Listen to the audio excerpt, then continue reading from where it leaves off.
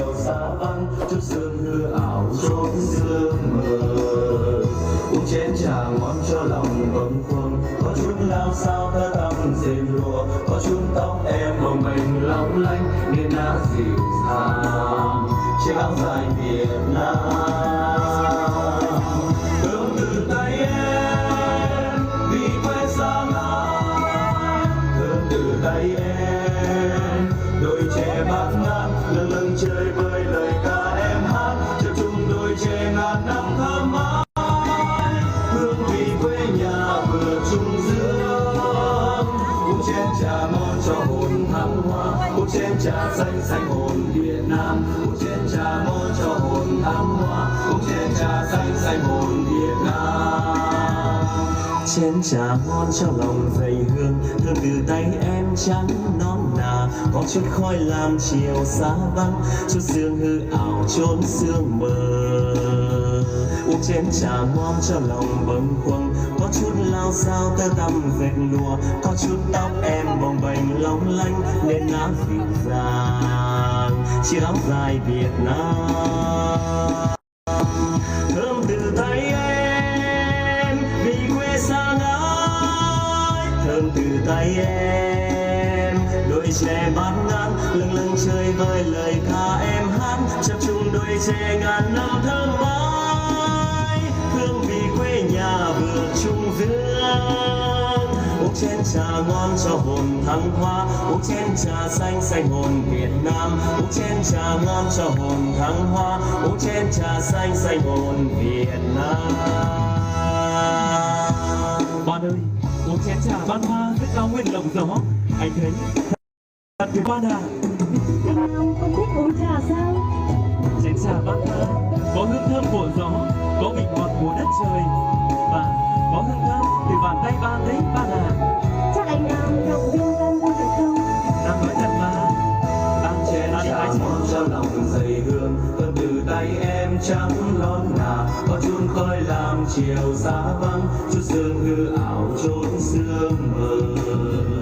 Uống chén trà ngon cho lòng bâng khuâng, có chút lao sao tơ tằm dệt lụa, có chút tóc em bồng bềnh long lanh nên đã dịu dàng chiếc áo dài Việt Nam.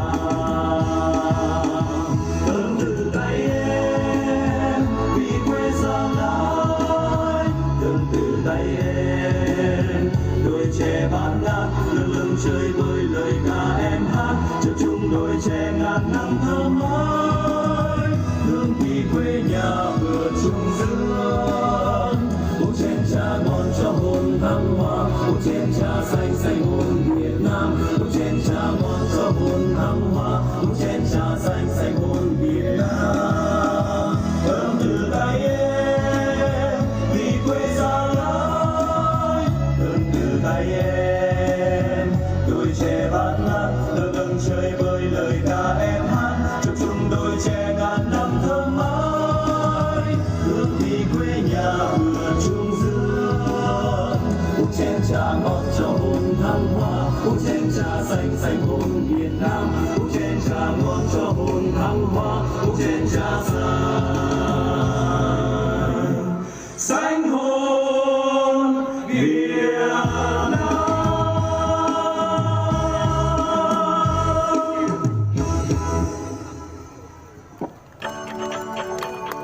Trong cái nắng cái gió, cái giá lạnh của vùng thảo nguyên tân, công nhân chăn nuôi bò sữa vẫn ngày đêm hăng say lao động sản xuất, cho dòng sữa tuôn trào, làm cho hương sữa bay xa đến muôn nơi.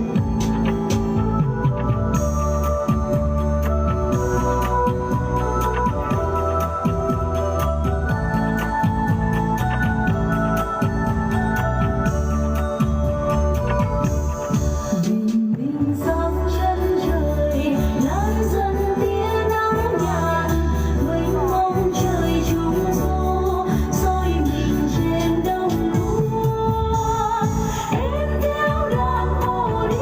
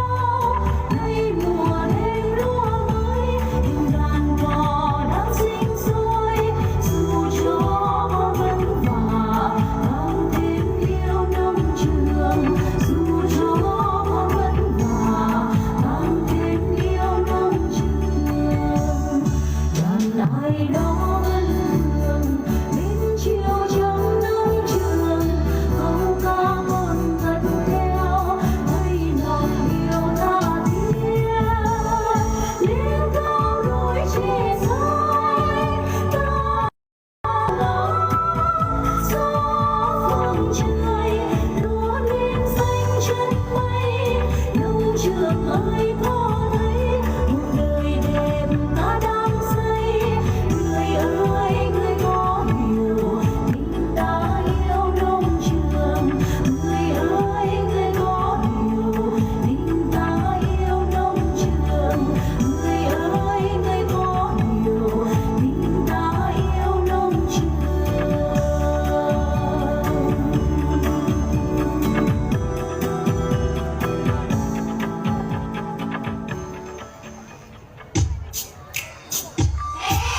Mà nấm không một về với một sâu về tìm được thức thơm thơm của chè, vị ngọt của sứa, thật tuyệt vời biết bao bạn ạ. ấm áp mùa đông Là chiêu quay ăn là vậy, mộc mạc, giản dị, chân thành, giống chính cái tên của châu vậy đấy anh. miền đất ấy là nơi lan tỏa vẻ đẹp thiên nhiên đến với mọi người. Sương răng bạc đầu núi, sương răng phủ cánh đồng, sương chờ trên vai nương là khăn choàng ấp ôm.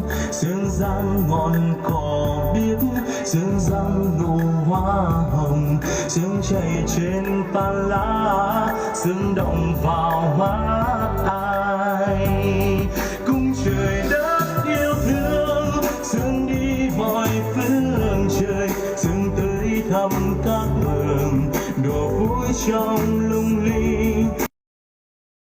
Xuân đời vội vắng bóng hồng là vội quên lời đã hẹn, lệ rưng rưng hoa buồn.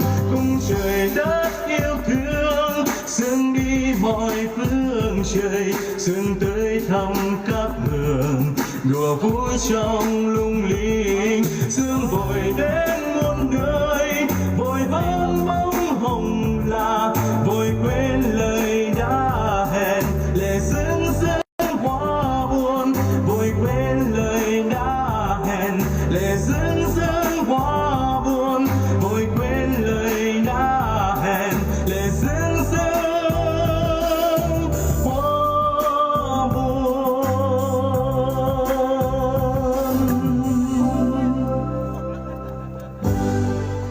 Mộc Châu, nơi đóng quân của những đoàn quân tiến lên miền Tây Bắc để từ đó tỏa đi muôn nơi giải phóng quê hương.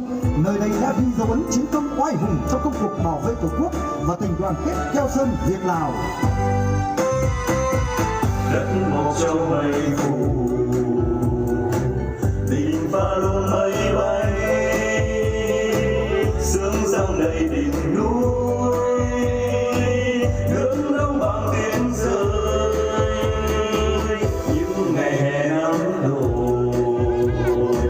đêm mưa rừng suối reo, trăng treo trên ngọn gió, đến tìm nhập lưng neo. Chiều về hay lắm giờ, bạn hỏi không nào, con đường rừng rơi dệt sân bền chiến chiến. Hành quân qua Bắc, vườn bên hòa sông Bầu, bắt đầu cuộc trường chinh sắc màu Tây Liên ơi. Chiều về hay lắm giờ, bạn hỏi không nào, con đường rừng rơi dệt sân bền chiến chiến. Hành quân qua Bắc, vườn bên và sông, bắt đầu cuộc triều chính sắc màu Tây Tiến ơi. Bắt đầu cuộc triều chính sắc màu Tây Tiến ơi.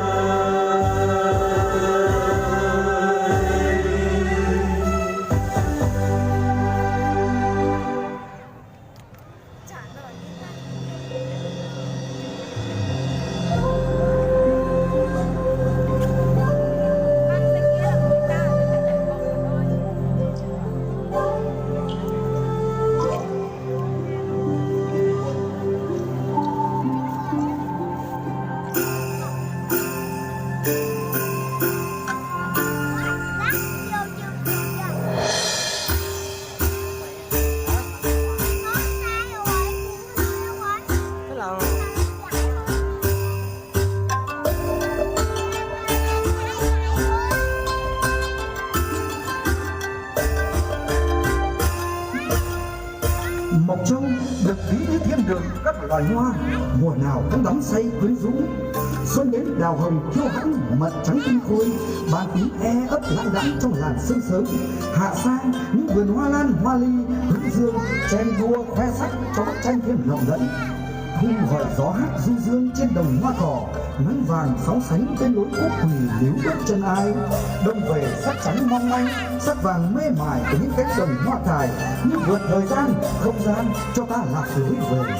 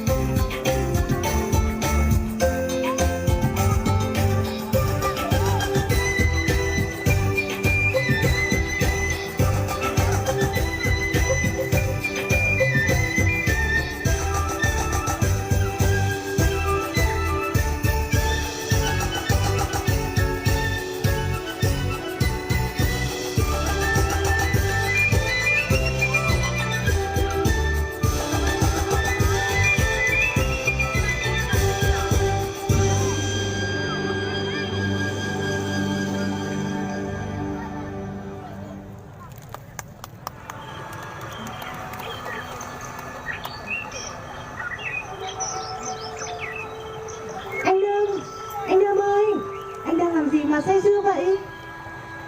Bạn ơi, Mộc Châu quê hương em nhiều hoa quá. Hoa mận, hoa đào, hoa mơ rụng rụng trong gió. Xa xa những dặm núi là những cánh rừng hoa ban, loài hoa cùng tên với bạn đấy phải không? Em cứ nghĩ anh đang mặn Chúng hoa tan quá trên quên em đỉnh luôn rồi núi, phải không? gùi vai em bước đi, mận hậu mùa chín đỏ, đôi má em thêm hồng. Mộc Châu, mảnh đất được thiên nhiên ưu đãi, nơi hội tụ nhiều sản vật do bàn tay con người tạo nên, như mận hậu, đào, bơ, hồng giòn. Trong ngày hội hái quả, sắc tím đỏ của mận hậu, màu xanh tươi của đào, hòa cùng với màu sắc của váy áo, khuôn mặt dạng người của những cô thiếu nữ, tạo lên nét đẹp độc đáo của vùng thảo nguyên. Bạn ơi, Mộc Châu một loài hoa đẹp, nhưng có loài hoa nào đẹp bằng bông ban của anh đâu. Ban, mình đi hái quả thôi Ban.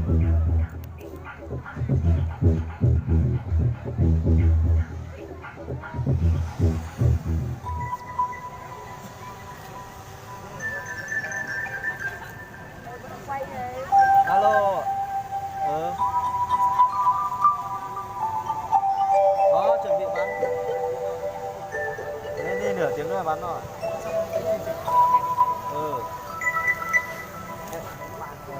Em lên đi nha. Người đi bắn, lên đi.